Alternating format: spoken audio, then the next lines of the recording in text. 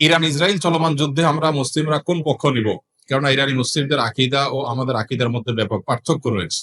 দেখুন, একটা কমন নীতি আমাদের প্রত্যেকেরই জানা থাকা দরকার। সেটা হলো, একজন মুসলমান তিনি সবসময় মাজলুমের পক্ষ অবলম্বন করবেন। যখন দুটি বিবাদমান পক্ষের মধ্যে একটা মাজলুম আর একটা জালিম হবে, তখন সেই ঘটনায় মুসলমানরা সবসময় জুলুমের বিরুদ্ধে অবস্থান নেবে।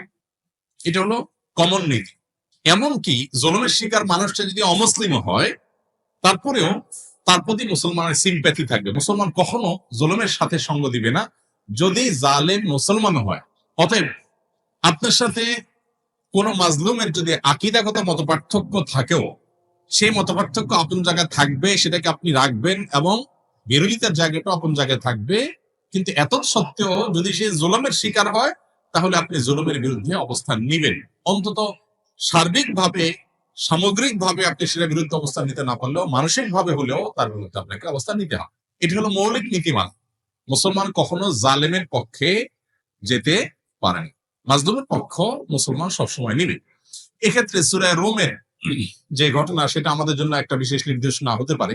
সূরা রোমের শুরুতেই আল্লাহ তাআলা যে বলেছেন, আলিফ লাম মিম গুলিবাতির রোম, এখানে আমরা দেখেছি যে রোমানদের সাথে তখন পারস্যের অগ্নি প্রযুক্তির সাথে যে যুদ্ধ হয়েছে, সেই যুদ্ধে মক্কার মুশরিকরা পারস্যদের, আর মক্কার মুসলমানেরা সাহাবায়ে কেরাম তারা রোমানদের সমর্থন করেছে। কেন? কারণ রোমানদের সাথে আকীদাগত মতপার্থক্য থাকা সত্ত্বেও তারা আসমানি ধর্মে বিশ্বাসী, মুসলমানরা আসমানি ধর্মে বিশ্বাসী। এই জায়গাতে মিল আছে, এই যে ঐক্যের একটা যোগসূত্র আছে, সেটার ভিত্তিতে তাদের প্রতি সমর্থন ছিল। আর পারস্যের তারা মুশরিক ছিল, ঐক্যের যোগসূত্র ছিল না সে অর্থে, এই জন্য তাদের বিরুদ্ধে ছিল।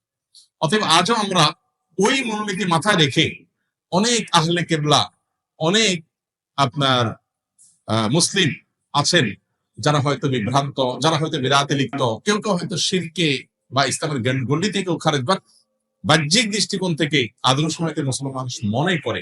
পরিস্থিতি বিবেচনা, বিশেষ করে তারা যখন জুলুমের শিকার হবে, তখন জালিমের পতন চাওয়া বা তাদের চাইতে আরো বেশি জুলুম যারা করছে তাদের পতন চাওয়া বা তাদের ব্যাপারে আপনার যথাযথ অবস্থান গ্রহণ করা, এটা মুসলমানের একজন দায়িত্বশীল মুসলমানের কর্তব্য।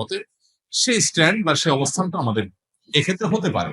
এছাড়া এটা তো ঠিক যে সিরিয়া যুদ্ধে ইরাকে বহু সুন্নিকে তারা হত্যা করেছে, নির্মমভাবে হাজার হাজার লক্ষ লক্ষ সুন্নিকে তারা হত্যা করেছে। মূলত পৃথিবীতে মানুষের পাপের কৃতকর্মের প্রায়শ্চিত্ত মানুষকে করতে হয়। বিশেষ করে জুলুম যদি করে কেউ, তাহলে জীবদ্দশাতেই তার প্রায়শ্চিত্ত করতে হয়, আখিরাতে তো আছেই। এই জন্য জুলুম থেকে আমরা সবসময় নিজেদেরকে বাঁচিয়ে রাখবো, কোন যুক্তিতেই আমরা জুলুম করব না। এমনকি যুদ্ধক্ষেত্রেও নবী সাল্লাল্লাহু আলাইহি ওয়াসাল্লাম আমাদেরকে জুলুম করার পারমিশন দেন নাই। অমুসলিমের সাথে আল্লাহ তাআলা জুলুম করার পারমিশন আমাদেরকে দেন নাই। অতএব যে জুলুম আল্লাহ নিজের জন্য হারাম করেছেন, হাদিসে কুদসিতে আল্লাহ বলেছেন, ইন্নী হারামতু যুলমা আলা নাফসি, হে আমার বান্দারা, তোমরা জেনে রাখো আমি নিজের প্রতি নিজে জুলুমকে হারাম করে রেখেছি। ফালা তাযালামু, অতএব তোমরা একে অন্যের প্রতি জুলুম করিও না। এটা আল্লাহর কথা, হাদিসে কুদসি তিনি বলেছেন। সো জুলুম থেকে আমরা হাজার মাইল দূরে থাকবো, আমার দ্বারা যেন কারোর প্রতি অবিচার না। কারণ জুলুমের পক্ষে যারা থাকবে তাদের পতন অনিবার্য, আজ হোক আর দুদিন পরে। ইসলামিক দলের ওরা কি বাধ্যতামূলক কিনা, নির্দিষ্ট দল না করলে কি মানুষ কাফের হয়ে যাবে? ভাই, এগুলো হলো বিভিন্ন আমাদের ভাই ব্রাদারদের বাড়াবাড়ি। বিভিন্ন ইসলামিক দলের কর্মীরা তারা তাদের মতো করে অনেক কথা বলেন, যেগুলো আসলে না কোরআন হাদিসে আছে, না তাদের দলের নেতারা তাদেরকে ভয় বলেন। এরকম অনেক ভাই ব্রাদার আছেন যারা এই ধরনের কথাবার্তা বলেন। একজন মুসলমান রাজনীতি সচেতন হতে হবে। ইসলাম এবং মুসলমানদের কল্যাণ কোন দিকে, অকল্যাণ কোন দিকে, এইটুকু বোঝার মতো ক্ষমতা একজন মুসলমানের মধ্যে থাকতে হবে। এবং তিনি ইসলাম এবং মুসলিমদের কল্যাণ, নিজের দেশ, মাটি, মানুষের কল্যাণ বিবেচনা করে তাকে সিদ্ধান্ত নিতে হবে। তার কোন সিদ্ধান্ত, এটা যদি কোনো খারাপ মানুষের বা ইসলাম মুসলমানদের প্রতি বিদ্বেষ পোষণকারী বা ইসলামের ব্যাপারে অমনোযোগী মানুষের এগিয়ে যাওয়ার পথকে উন্মোচন করে, সে আল্লাহর কাছে দায়ী থাকবে। এই জন্য তার রাজনৈতিক সচেতনতা, তার মতামত এবং ভোট প্রদান, এগুলোর ক্ষেত্রে অবশ্যই দায়িত্বশীলতার পরিচয় একজন মানুষকে দিতে হবে। কিন্তু একই সাথে দাওয়াতি কাজ করার জন্য, ইসলামের মানুষকে আহ্বান করার জন্য অনেক প্ল্যাটফর্ম আছে। ইসলামী দলগুলো সেরকম অনেকগুলো প্ল্যাটফর্ম, অনেকগুলো দল, অনেকগুলো প্ল্যাটফর্ম। কেউ কোন প্ল্যাটফর্মকে বেশি উপযোগী মনে করে সেই প্ল্যাটফর্মে তিনি কাজ করছেন, সেটা পলিটিক্যাল হতে পারে, নন পলিটিক্যাল হতে পারে। এটা আল্লাহর কাছে নাজাত পাওয়ার জন্য যথেষ্ট।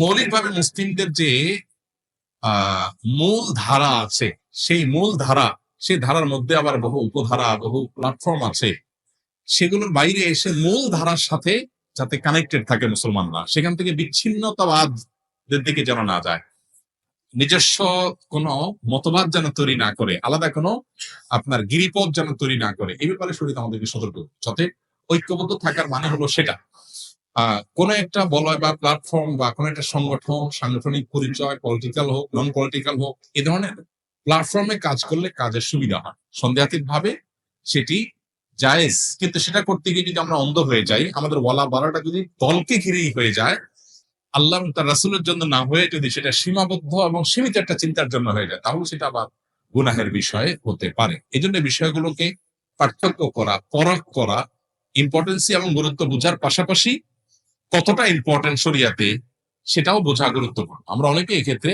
বাড়াবাড়ি করি, আবার অনেকে ছাড়াছাড়ি করি। এই দুইটারই অবসান হওয়া দরকার এবং সঠিকটা আমাদের অন্তত উপলব্ধি করা দরকার। আল্লাহ আমাদেরকে বুঝার তৌফিক দান করুন। ওয়াহাবি ও সুন্নির মধ্যে পার্থক্য কি? এটা তো কমন একটা বিষয় আমাদের দেশে। সৌদি আরবের আব্দুল ওয়াহাব নজদীর অনুসারী যারা, বিশেষ করে যারা বেদাত এবং শিরকের ব্যাপারে একটু বেশি কঠোর এবং সচেতন, আমাদের সমাজে তাদেরকে ওয়াহাবি বলে মানুষ চিনে। যদিও ওয়াহাবি হওয়াটা কারোর কাছে গৌরবের, আবার কেউ এটাকে গালি হিসেবে দেয়।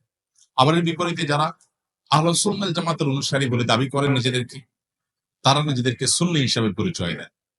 তাদের ব্যাপারে আবার ওয়াহাবি পরিচয় বা ওয়াহাবি ট্যাগ যাদেরকে দেওয়া হয়, তাদের দৃষ্টিভঙ্গি হলো যে এরা বেদাতের ব্যাপারে অনেক বেশি তারা আপনার শিথিল এবং বেদাতে অনেক বেশি লিপ্ত। এখানে অবশ্য বেদাতের সংজ্ঞা পরিচয় নিয়ে নানাবিধ মতো পার্থক্য আছে।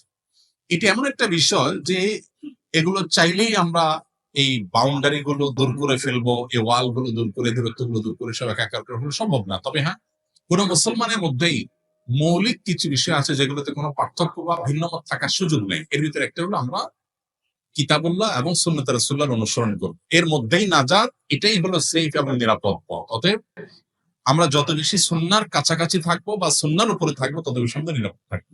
কিয়ামতের আগে বহুবিধ দল এবং ফেরকা তৈরি হবে। নবী সাল্লাল্লাহু আলাইহি ওয়াসাল্লাম বলেছেন, কুল্লুহুম ফিন-নার ইল্লা মিল্লাতুন ওয়াহিদা। এর মধ্যে একটা ফেরকা নাজাত প্রাপ্ত হবে। তারা কারা? তারা হলো মা আনা আলাইহি ওয়া আসহাবি। নবী সাল্লাল্লাহু আলাইহি ওয়াসাল্লাম তার সাহাবীরা যে পথে ছিলেন। বাস আমরা নবী সাল্লাল্লাহু আলাইহি ওয়াসাল্লাম এই কাজটা এভাবে করেছেন কিনা, করতে বলেছেন কিনা, সেটাকে আমরা আমাদের অবলম্বন হিসেবে গ্রহণ করলে এটাই হবে আমাদের জন্য নিরাপদ। ট্যাগ, নাম যাই দেয়া হোক না কেন, অতএব সেটা হলো আমাদের কাছে মুখ্য এবং মূল বিষয়। আস-সুন্নাহ ফাউন্ডেশন, উম্মার স্বার্থে সুন্নাহর সাথে।